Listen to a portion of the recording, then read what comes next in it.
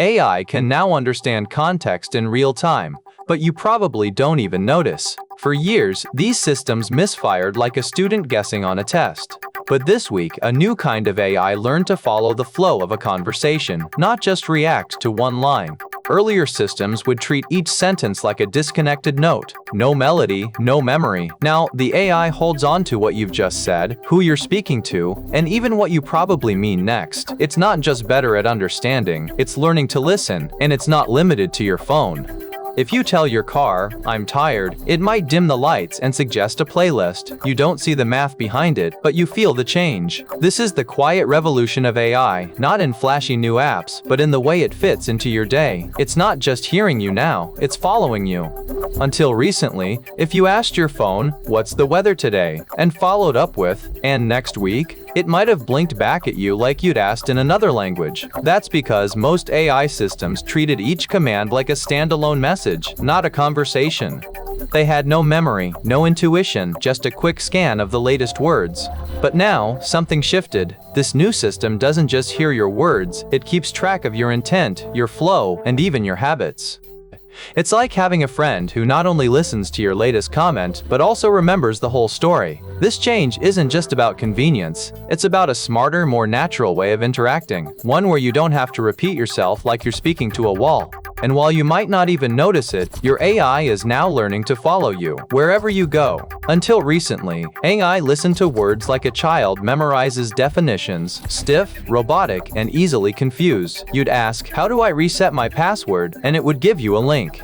Then you'd ask, "Can I do that on my phone?" and it would start over like you'd never asked anything before. It was like talking to someone who forgets your name 3 seconds after you tell them. Why was this happening? Because most systems worked sentence by sentence.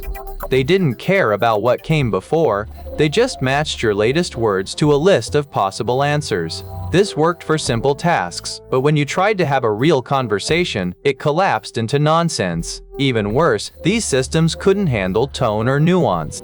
You'd apologize and it would push a subscription.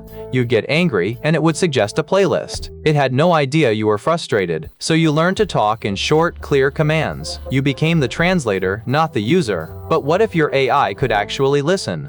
What if it could understand not just your words, but your whole conversation? That's where things are starting to change. But the old AI had one major problem. It couldn't remember. Every sentence was a fresh start, like a teacher who forgets your name the second you turn around.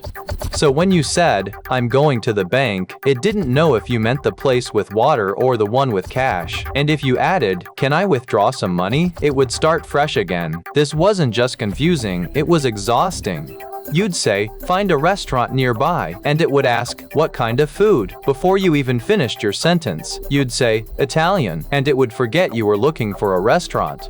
You weren't just speaking to a machine, you were speaking to a machine that couldn't follow basic conversation rules. And it wasn't just about remembering, it was about understanding. If you tried to explain why something wasn't working, it would treat every sentence like the first.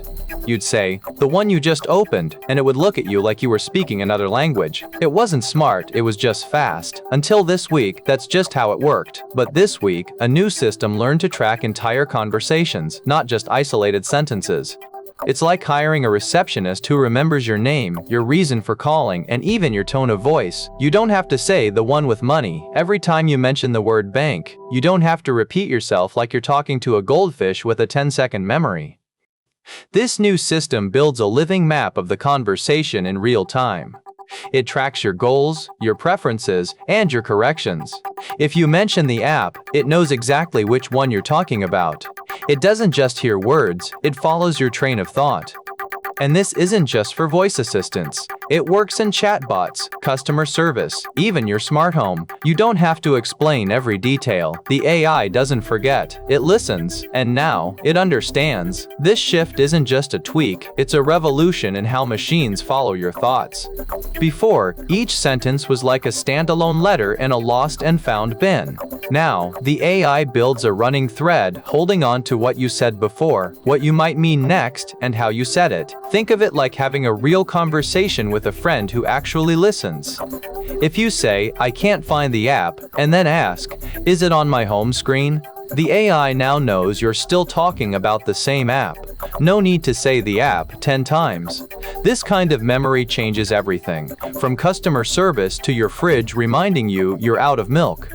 The AI doesn't just guess, it learns from you in real time, and the more you use it, the better it gets at predicting what you need before you even say it. Now, imagine telling your car, "I'm cold," and it not only adjusts the heat but remembers you prefer 68 degrees F in winter.